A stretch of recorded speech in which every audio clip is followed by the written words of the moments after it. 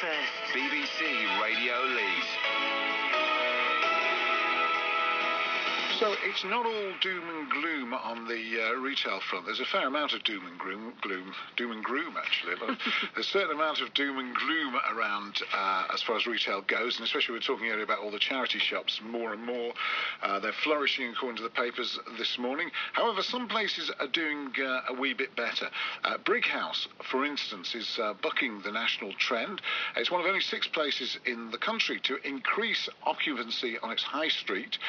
In fact, it's the only one in the north that's done that, and they've managed this after a year of Mary Portas-style promotions of their town. Let's find out a bit more about that, and we can speak to Lesley Adams from Simply Flowers. She's also chairman of the group who's trying to make improvements in Brighouse. Good morning, Lesley. Good morning. So these Mary Portas-style promotions, then, tell us a bit more about that. What have you been doing?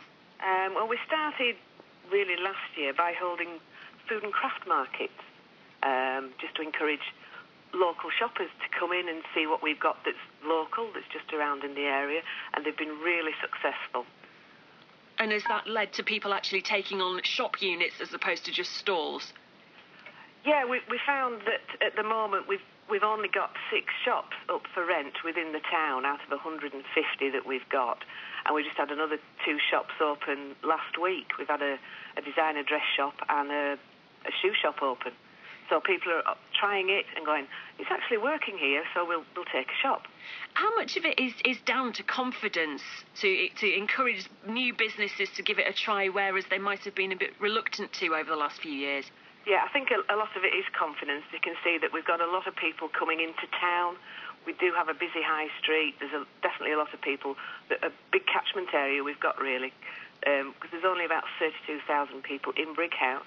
But if you just travel a few miles outside that area, then it shoots up to about 100,000. We did get a text this morning saying the fact that when the council put on more parking charges, which they are doing in Brighouse, the shoppers will disappear.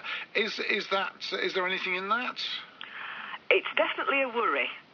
We are quite lucky in Brighouse that we have free on-street parking.